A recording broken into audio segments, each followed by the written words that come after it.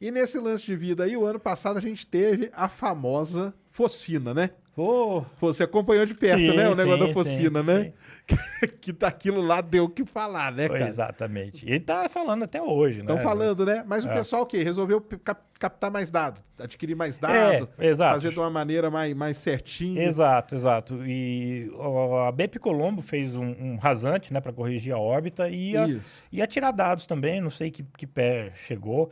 Eles pegaram dados de uma Pioneer da década de 70 e Isso. marginalmente aparece ali também. É de 78, isso. Então parece que aponta para ter mesmo, né? Agora, a grande questão pode ser geológico, pode Isso. ser biológico, biótico ou não. Só que qual é a quantidade? O que vai discriminar é a quantidade, né? Porque para ser geológico tem um limite, a partir dali só seria possível por atividade biológica. E eles não têm noção dessa quantidade agora. Então parece que, eu diria até que apontam fortemente para que tenha. Mas agora, a quantidade que é a peça-chave vai precisar de uma missão, né? Que vá fazer. Por isso, deu aquela chamada lá das novas missões da NASA e de repente, Isso. né? Tinha 3 no páreo, 4 no páreo Eram e 4 duas. no páreo, 2 de Vênus e as 2 de Vênus ganharam, né? Levaram, então, exatamente. Isso mesmo. A ideia. Não, o dia que saiu o negócio, eu torcia pra Trident, Eu também. que era pra Tritão, que eu acho que é um também. negócio sensacional. Também. Mas o dia que saiu o negócio da fosfina, eu falei, cara, já era, os caras vão escolher as de Vênus, pode esquecer. Pra quem não sabe o que a gente tá falando, o ano passado teve usando rádio, foi radiotelescópio também, né? Do Alma e um no Havaí.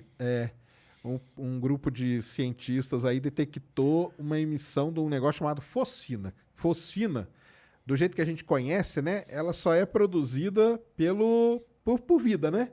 Que é ou por... Tem origem geológica também. Tem um pouco de origem geológica, né? Só que tem que ser pouco, né? Mas o resto que a gente conhece aqui na Terra ou é a indústria que produz, né? Indústria. Ou é coisa biológica mesmo, né? É do ciclo anaeróbico de algumas bactérias. Isso. E E aí esse pessoal detectou e... vamos contar como que foi a confusão, né? Publicaram na revista, na Nature na Astronomy. Nature fizeram uma baita de uma Fizeram coletiva. uma baita cara de uma coisa. Não, e aquele negócio já começou pra mim, cara. Já começou errado, foi o seguinte. A revista ia ser publicada segunda-feira. Na sexta-feira à noite, um site soltou. Você lembra disso? Lembro. Um site soltou o negócio antes, cara. E teve gente que já tinha gravado vídeo, cara. Falando que de vida em Vênus. O vídeo do cara era só vida em Vênus. Os caras lá nos Estados Unidos. E até hoje não sei o que deu o cara daquele site lá. É aquele site grande, cara. É aquele Earth Sky lá. Sky. É um site grandinho, ué. O que eu vi também, um pouco depois, é que foi um erro de um operador, sempre estagiário, né? Sempre, a culpa sempre é do estagiário. Que eles fizeram todo o material e deixaram já pré-datado, programado. Entendi. E o cara errou a data. Eita lá, será? Então ficou 2 dias a menos, alguma Porque coisa na assim. época chegou a correr até que os cientistas que tinham meio que, né? Você acha que não? O que você acha? Não, acho que o cientista não ganha nada, ele perde, né? Perde credibilidade, perde com a revista, perde credibilidade com a revista e tal, depois não vai ter. Para o pessoal entender, né? E esses artigos científicos, pessoal, eles têm um negócio chamado embargo, que a gente chama. Ele, por exemplo, o cara foi lá, fez um estudo e ele submeteu aquele artigo a uma Nature da vida. A Nature sai toda quarta-feira. Então você... Por exemplo, eu recebo coisas antes, ele recebe, todo mundo recebe, é normal isso. Por exemplo, eu recebo coisa, se eu quiser sacanear, eu vou lá e faço um vídeo, cara, vai ser o único, entendeu? Não vai ter ninguém. Só que acabou, né? Eu nunca mais vou receber nem nada. O certo é você esperar o dia da publicação para publicar todo mundo junto. Até é legal porque faz aquela onda de coisa de todo mundo, né? E nesse da Fosfina, um cara acabou publicando. Ele soltou na sexta, mas depois ele foi lá e apagou. Depois ele foi lá e apagou, mas aí um cara já tinha feito o vídeo. E aí na segunda fizeram aquela mega, né, apresentação, lives e tudo, né? E depois descobriram que tinham analisado os dados de forma errada, né, cara? Tem muita coisa aí, assim, né? Bom, coisa dos embargos, na verdade, você recebe antes de mim, que eu sou astrônomo e eu posso ter interesse naquilo. Então, ele chega para mim só quando cai o embargo. Para repórter, para jornalista, recebe antes para se preparar e fazer toda a matéria. Então, muitas vezes, o Salvador Nogueira, nosso amigo lá da Folha, do UOL, ele recebe muito antes de mim, que sou astrônomo e muitas vezes é da minha própria área.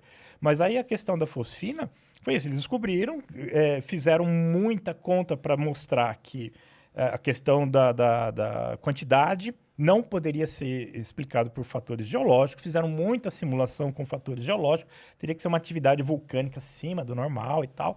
Então eles tinham confidência, em nenhum momento eles falam que era biótico, né? Que era biológico, que era aquilo, tinha e está mais do que devia, ponto. Isso. Aí, mas o que aconteceu logo em seguida... Bom, uma coisa que me chamou a atenção quando eu peguei o pré-print, que estava do embargo, eles faziam um ajuste desse espectro. Isso. E usavam um polinômio de grau 12. Grau 12, cara, é tipo você pegar uma geleca daquelas lá e colocar aqui em cima. Ela vai se adaptar. Ela vai entrar no formato da caneca. Se você congelar e você tirar, você vai ter uma caneca por fora. Um polinômio de grau 12, ela se adapta a qualquer função que você queira, porque ela vai ser maleável. Então, assim, bom, se apareceu com um polinômio desse, pode aparecer qualquer coisa. Bom, isso falei para mim, né, porque eu sei dessas coisas e tal, mas eu não ia entrar no mérito, porque eu não tenho capacidade de analisar. Isso está muito fora da minha área. Mas aí começaram a bater nisso, e um cara, e um grupo, publicou um artigo raivoso. Ele botou num site de pré-prints, aqueles que você coloca antes de ser aprovado pela revista, mas muito raivoso. E, inclusive, no resumo, intimava as pessoas aparecerem em público e se retratarem. Exatamente. Assim, a academia pode ser o que for, mas não é assim que se faz. Não é assim que se faz na rua, com uma pessoa que você conhece, que é o seu colega de trabalho. Você pode até expor os problemas, aliás, deve expor os problemas que eles sejam discutidos, mas você nunca se intimida a se explicar.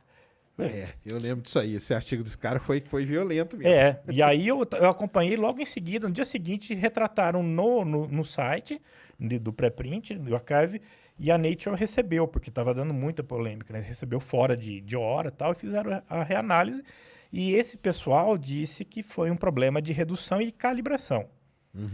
Com os dados, mas tinham dados também do Havaí, né? Os dados do ALMA, mas tinham dados do Havaí que apontavam com um sinal ruído um pouco piorzinho e tal, e ficou esse bate-boca, de repente, sorrateiramente, o ALMA tirou os dados. Tirou os dados, isso, cara. Tirou os dados do ar. Tirou os dados do ar, cara. Porque é uma coisa que a gente nem mencionou, assim, quando você faz o pedido de telescópio, ganha o tempo naquele observatório, os dados ficam exclusivos para você durante um período de tempo, em geral um ano e meio. Depois disso, eles viram público. É público, qualquer um pode pegar. Então, você pode fazer o pedido, mas depois você vai lá e pega se alguém já observou aquilo que você quer observar. E aí eles tiraram. Tinha um monte de gente já começando a fazer análise e tal, e eles tiraram do ar e ficou meio esquisita a história. Aí eles falaram assim, não, descobrimos que o nosso programa que faz as reduções automáticas está com um viés.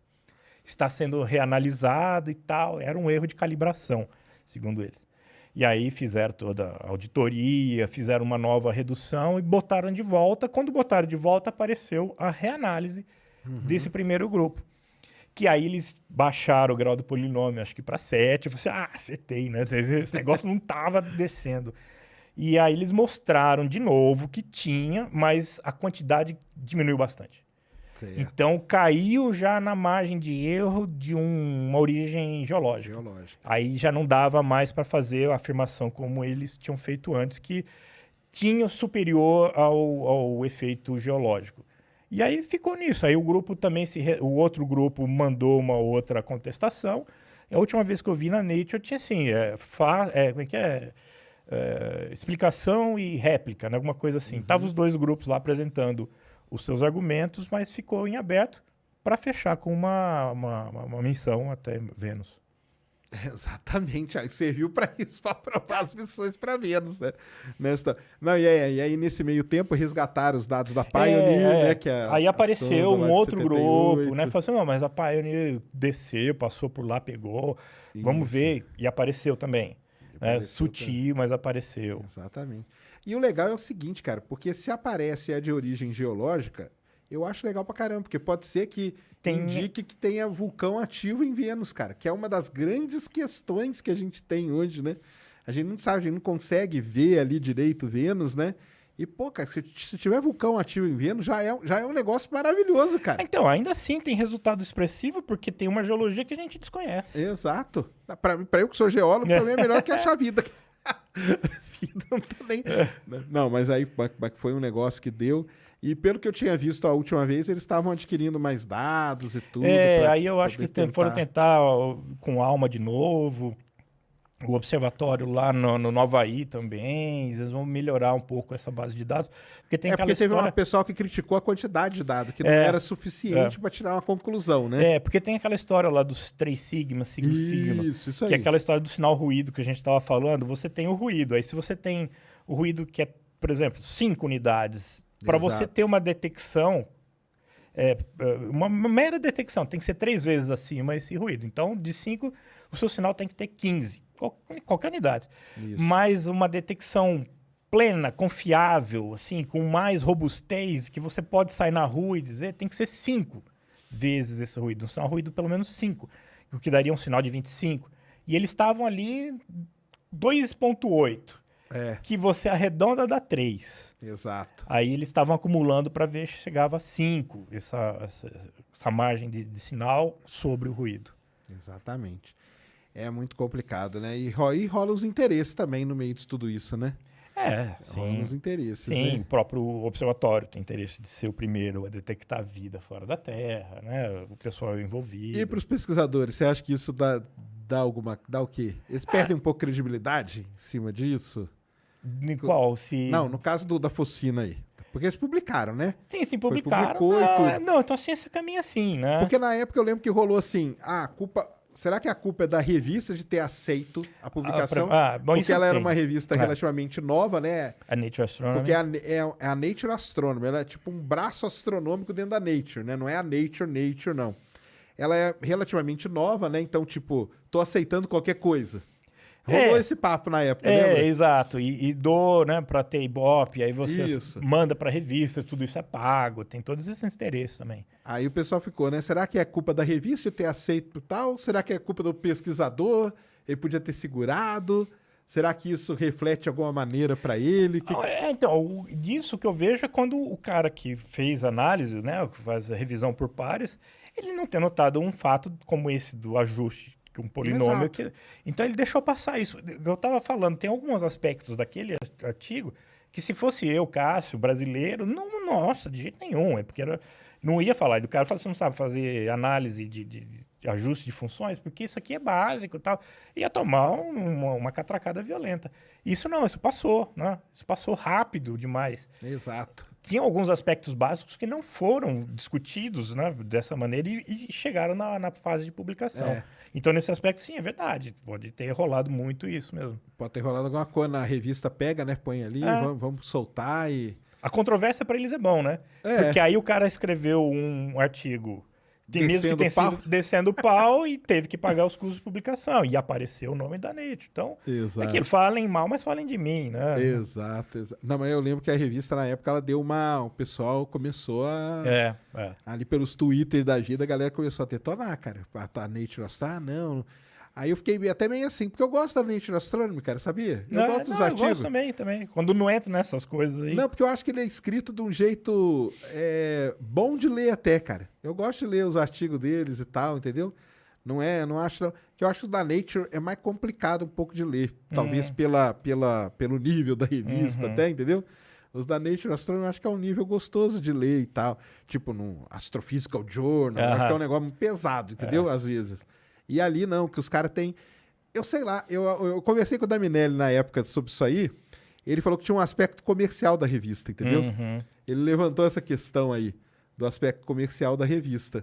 E, cara, pode até ser também, né? Sim, uma revista nova, que estava precisando vou colocar o nome na praça, né, ter resultados de impacto, porque a qualidade da revista é medida pelo impacto das pesquisas que são publicadas nela. Então, a Nature tem tudo aquilo, né, que é uma revista referência, porque os resultados que ela publica são impactantes em todas as áreas, né?